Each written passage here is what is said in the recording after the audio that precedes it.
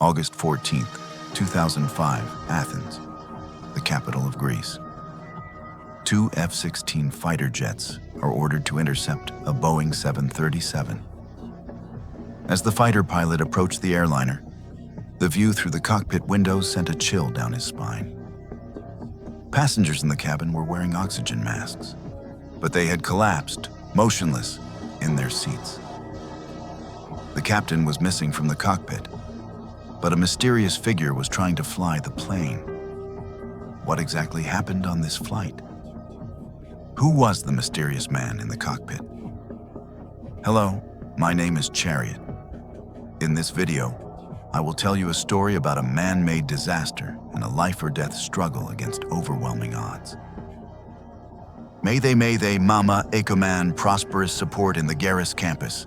Ecoma prosperous, EPO in the Garris campus, Mayday. On the blue waves of the eastern Mediterranean lies the island nation of Cyprus, a jewel of the sea. With its Mediterranean climate, the sun shines brightly and the sea breeze is gentle. Every summer, tourists from all over Europe flock here to enjoy a relaxing vacation. Helios Airways, a local low-cost airline specialized in charter flights. And this is where our story begins. As business grew, Helios Airlines in 2004 acquired its third Boeing 737 airliner. However, this second-hand 737-300, leased from Germany, had been plagued with issues since it entered service. It suffered from intermittent malfunctions. In December 2004, the plane suffered a sudden explosive decompression mid-flight. The right rear door seal had failed, blowing a hole in the fuselage. Although the plane was overhauled, it was like a used car that could never be fully fixed. There were issues with the electronics cooling system or faults with the pressurization system. It spent more time parked in the hangar for maintenance than it did soaring in the sky. The night before the incident, the plane was on a charter flight from London to Cyprus. Shortly after takeoff, there was a loud bang from the right rear door. Bang, bang. The door seal had also frozen over. Despite the malfunction, the plane landed safely in Cyprus in the early morning of August 14th. Upon landing, the captain asked an engineer to conduct a comprehensive inspection of the aircraft. This task was handed over to Helios Airways chief engineer, Alan Owen, a British national.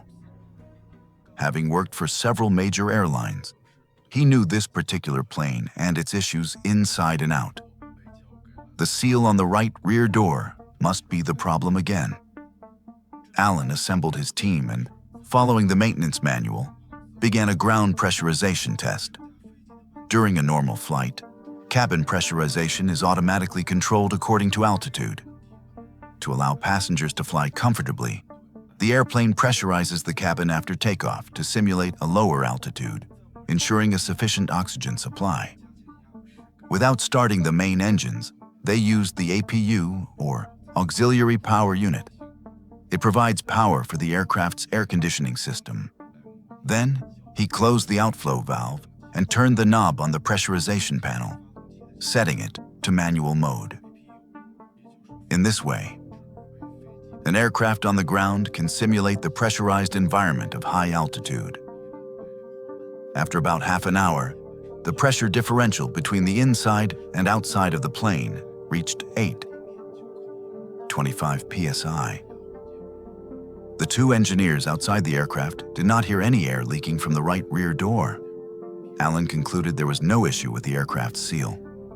He wrote in the maintenance log, "No known defects, no leaks, no unusual noises." The plane passed the test. However, after the test, he forgot to switch the pressurization mode knob back from manual to auto. This tiny oversight would rewrite the fate of the 121 people on board.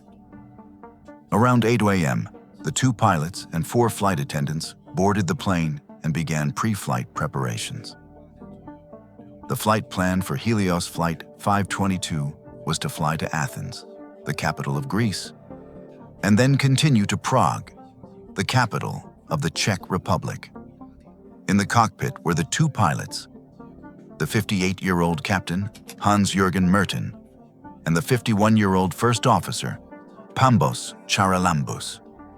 These two experienced pilots had a combined flight time of over 23 supervisor hours.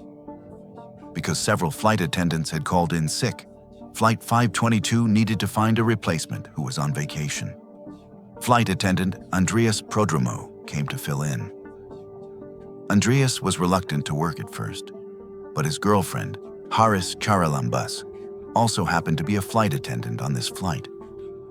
Therefore, Andreas, who also held a private pilot's license, ultimately joined the crew of Flight 522. As the 115 passengers began to board, the two pilots were in the cockpit preparing for departure. They were required to go from left to right, top to bottom, checking the switches on the overhead panel to ensure all aircraft equipment was in normal working order. Among these checks was the knob for the pressurization mode. Since Flight 522 was running late, the two pilots rushed through their cockpit preparations. They didn't notice that the pressurization mode knob was still set to manual instead of the required auto setting. If the two pilots had executed the checklist carefully, it would have been impossible to miss this serious problem. It appears the crew only mechanically completed the checklist confirmation, without actually verifying the status of each system. Or perhaps they didn't do the checklist at all, because they saw the safety procedure as a mere formality. At 8:07 a.m., Helios Flight 522 began accelerating down the runway. Soon, the aircraft, with the golden sun god on its tail, lifted into the sky, like the sun chariot driven by Helios himself. 5 minutes later, Flight 522 had climbed to 10,000 feet and was cleared to its cruising altitude of 34,000 feet. As the passengers were admiring the aerial views of Cyprus, they began to feel a tingling in their eardrums. This was because the cabin was not being pressurized, and the air was getting progressively thinner. In the cockpit, the green light for manual pressurization mode should have alerted the pilots that they had missed something important. The cabin altimeter was also clearly showing a rapid increase in altitude. However, as the two pilots performed their post-takeoff checklist, they still failed to notice the serious problem. An avoidable disaster was now taking shape. As the plane climbed to 12,500 feet, the cabin altitude rose to 10,000 feet. This was beyond the safe limit for normal flight. In the cockpit, a harsh cabin altitude warning began to sound. This warning horn sounds exactly the same as the takeoff configuration warning. But the takeoff configuration warning only sounds on the ground. However, Captain Merten mistook the cabin altitude warning for the takeoff configuration warning. Neither he nor the first officer put on their oxygen masks. They also didn't check the pressurization knob, which was incorrectly set to manual. On the contrary, he disconnected and then re-engaged the autopilot.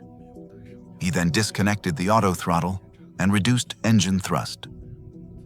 These were all measures for responding to a takeoff configuration warning. But they did nothing to stop the cabin pressure warning. As the plane continued to rise, the electronics bay cooling system, lacking a normal air supply, triggered another warning light. Captain Merten was still unaware that the plane had lost pressure. He radioed the company's operations center for help. Answering his call was the very same engineer who had forgotten to switch the knob back to auto, Alan Owen. Captain Merten's English was not perfect. He was trying to say that the system warning horn was sounding and the cooling lights were on. But what he actually said was that the equipment cooling lights were off. Owen, on the ground, didn't understand why the captain was worried about a warning light that was off. He replied that this was normal. While they were talking, The plane climbed through 14,000 feet. The passenger oxygen warning light illuminated in the cockpit, and in the cabin, the oxygen masks automatically dropped. These masks could provide passengers with about 12 minutes of oxygen, just enough time for the plane to perform an emergency descent to a safe altitude. But the two pilots didn't notice the signs warning that the cabin had lost pressure. On the contrary, they continued to let the plane climb, obsessed with solving what they thought was an equipment cooling system failure. Alan, on the ground, thought the captain's questions were strange. He began to think the captain might have mistaken the manual pressurization mode indicator light for the equipment cooling warning light. He asked, "Can you confirm that the pressurization panel is selected to auto?" The captain was already suffering from rapid onset hypoxia. Instead of answering, he asked Alan, "Where is the equipment cooling system circuit breaker?" By this time, Flight 522 had climbed to 29,000 feet. This altitude is nearly the same as the summit of Mount Everest. The amount of oxygen the human body consumes exceeds what it can absorb. For a person without mountaineering experience or special training, these rapidly hypoxic conditions lead to a very quick loss of consciousness. Captain Merton got up from his seat to look for the circuit breaker, then passed out in the cockpit from lack of oxygen, never to wake up again. The first officer, Pambos, suffered the same fate. He passed out in his seat. As Helios Flight 522 climbed to its cruising altitude of 34,000 feet, it became a ghost plane. Following the autopilot's instructions, it continued to cruise at over 30,000 feet. The emergency oxygen from the masks had long been exhausted. In the 40-degree cabin, the passengers had succumbed to hypoxia and hypothermia. Unless the pilots could miraculously wake up, all that awaited them was endless darkness. In the previous video, we explained how on Helios Flight 522, due to pilot error, the cabin pressurization system was not switched on. At an altitude of 10,000 meters, the plane lost its oxygen supply. Both pilots suffered from hypoxia and passed out in the cockpit. This unmanned ghost flight, where would it end up? In this life or death situation, would a miracle occur to save the 121 people on board? Hello everyone, I'm Chechi. In this episode, I'll continue the story of the crash of Helios Flight 522. 8:36 a.m. Helios 522 had been out of contact for 16 minutes. The plane entered Greek airspace. After flying over a waypoint near Kea, the plane began an automatic right turn as per its flight plan. Controllers in Greece and other aircraft in the area repeatedly tried to contact the Helios flight on the radio, Flight 522. But after every call, there was only silence on the frequency. The radar screen clearly showed that the plane was flying at its predetermined altitude and route. Greek controllers believed that Flight 522 was most likely experiencing a radio failure. 9:26 a.m. The plane, which should have begun its descent, was still at 34,000 feet. It began the standard instrument approach procedure for Athens Airport, as selected by the pilot before takeoff.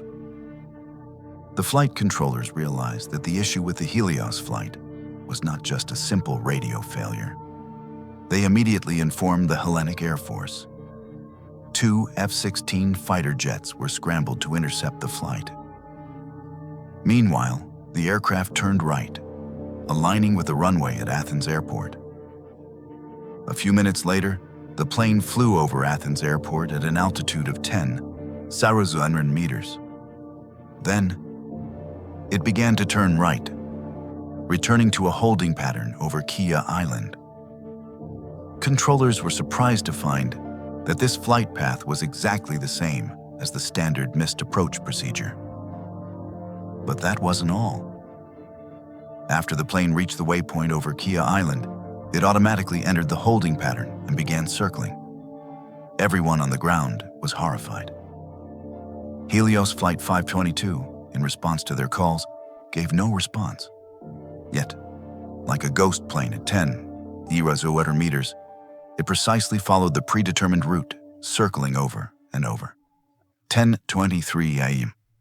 The plane had circled 6 times over Kia Island. 2 F-16 fighter jets from the Hellenic Air Force finally caught up with Flight 522. The fighter pilots tried to signal the crew, but the 737 was completely unresponsive. Subsequently, they inspected the exterior of the 737 and found the aircraft to be intact. When one of the fighter pilots got closer to the flight for a closer look, he saw a horrifying sight he would never forget. In the dim cabin, oxygen masks hung down from the ceiling. Passengers were slumped motionless in their seats, not moving at all. When the fighter pilot looked towards the cockpit, he saw something even more unbelievable. The co-pilot was slumped over in his seat, and the captain was nowhere to be seen. The ground controllers, after receiving the fighter pilot's report, finally understood what was wrong with the flight. At this point, the Helios flight was like a ghost plane, circling endlessly at an altitude of 10,000 meters. It would eventually crash after running out of fuel. It was impossible to predict where the plane would crash. The entire Athens region was immediately put on high alert. As the plane began its 10th circle, something shocking happened. The F-16 pilot saw a figure stumble into the cockpit. The person then sat in the captain's seat and put on an oxygen mask. Who was this person? Was it a hijacker? The fighter pilot tried to get the mysterious person's attention, but they didn't respond. After the fighter pilot described the mysterious person's clothing to the ground, they realized this person was flight attendant Andreas. He was the only male flight attendant on the plane. Although he held a private pilot's license, he had never received any training for the Boeing 737. After Andreas entered the cockpit, before he had time to get his bearings, the left engine ran out of fuel and flamed out. Fortunately, he appeared to understand the controls. Andreas maneuvered the plane, turning left towards Athens airport and beginning a descent. Mayday. Suffering from hypoxia, Andreas, in a faint voice, called Mayday on the radio. But the plane's radio was still tuned to the frequency for Cyprus ATC, so no one heard his desperate call. As the plane descended to 11,000 feet, Andreas disconnected the autopilot. He did his best to control the aircraft, now with one engine out, and continued to lose altitude. But for him, the 737, a mid-sized airliner, was still too difficult to handle. At 7,000 feet above the ground, the right engine also ran out of fuel. Flight 522 was now just a glider. To get Andreas's attention, the F-16 fighter jet again approached the 737. This time, Andreas saw them. The fighter pilot used hand gestures to signal to Andreas, "Follow me to the airport." However, Andreas powerlessly held out his left hand and pointed towards the ground, as if desperately telling the fighter pilot that the plane was about to crash. In the final moments of Flight 522, Andreas, watching the plane descend, deliberately steered it away from the town below by turning left again, directing it towards an uninhabited mountainous area. The fighter pilot, watching the low-flying plane head for destruction, was powerless to help. Andreas used the last of his strength to try and pull the plane up to soften the impact. But an aircraft without power could not respond. At 11:03 a.m., Helios Airways Flight 522, 2 hours after takeoff, crashed into the hills of Grammatiko, 32 kilometers from Athens. Mayday, Mayday. The plane is descending. The plane is descending. Mayday, Mayday. The crash caused a massive wildfire. The wreckage was scattered across 2 hills and a valley. The tail section was the only recognizable part of the aircraft at the scene. The Helios sun god logo lay facing the burning ridge. All 121 people on board were killed. 1 year after the accident, the Greek Air Accident Investigation Board released its final report on the Flight 522 accident.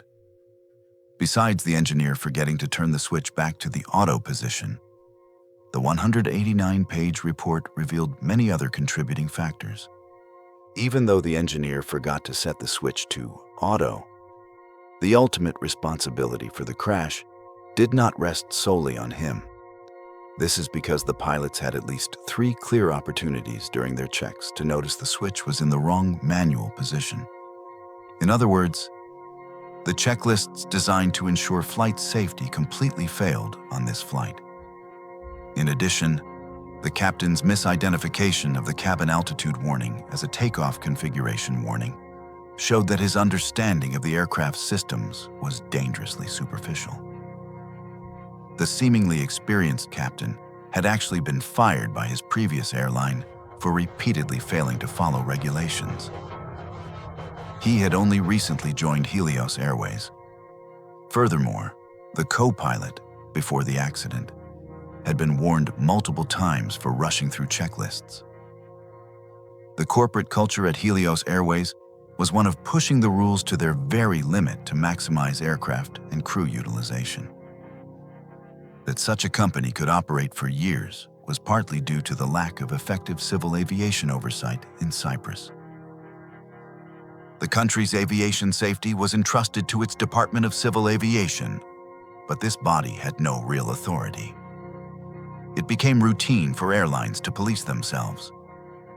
In this context, a deadly disaster at Helios Airways was only a matter of time. After learning the details of the crash, many people ask one question: why did Andreas only enter the cockpit at the very last minute? After the 9/11 attacks, Helios Airways regulations required that the cockpit door remain locked at all times. Only the cabin supervisor knew the emergency code to open the door. The supervisor on that flight, Luisa Vuteri, had likely already fallen unconscious. Andreas would have first needed to find the code she kept in order to enter the cockpit. An investigation of the wreckage revealed that 3 of the 4 portable oxygen cylinders had been used. But it's impossible to know if Andreas used them alone or if he had tried to rescue other crew members or passengers. Even with an oxygen supply, prolonged hypoxia would still have impaired his judgment and ability to act. Andreas likely spent precious time trying to wake his unconscious colleagues. It also likely took him a long time to find the code for the cockpit door. These factors may have combined to cause the delay in Andreas entering the cockpit. Although he wasn't able, like a hero in a Hollywood movie, to save the flight when faced with a nearly impossible task, he fought until the very end. The definition of a hero is not determined by success or failure. Andreas gave his life to fulfill his duty as a flight attendant.